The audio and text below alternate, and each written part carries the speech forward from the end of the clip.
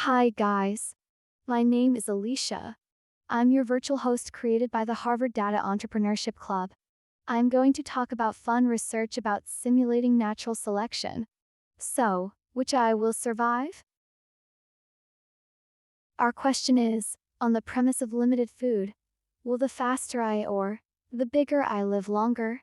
We considered a more primitive environment. Eyes must go out for food every day and return to their home on the edge of the map. Then, they will survive. It will die if one cannot find food or be back on edge after dark. If one ate too and stayed, it can replicate itself. Let's start the first test.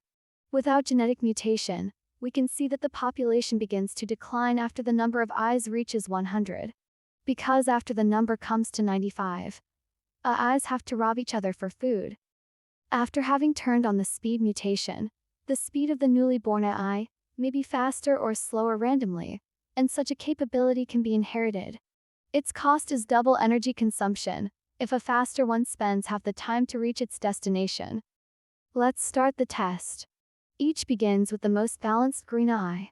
We can see that greens were quickly eliminated relatively slowly, and the faster reds survived. But the population of reds is declining.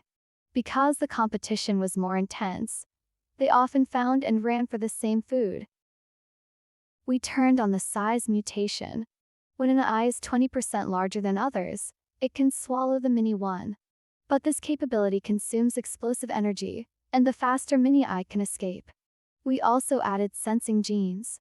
Each eye has specific sensing capabilities to determine food, or other eyes to move or run.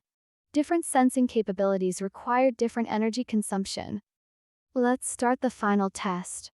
The axis on the right represents eyes' survivals. Each still begins with the most balanced green eye.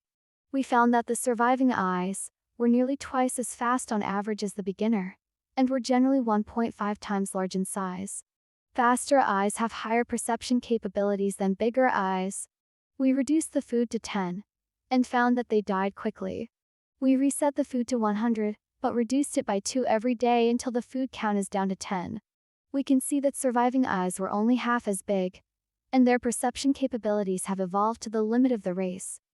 Therefore, we conclude that big fish eat small fish is only manifested when resources are plentiful. With limited resources, perception and speed are more vital.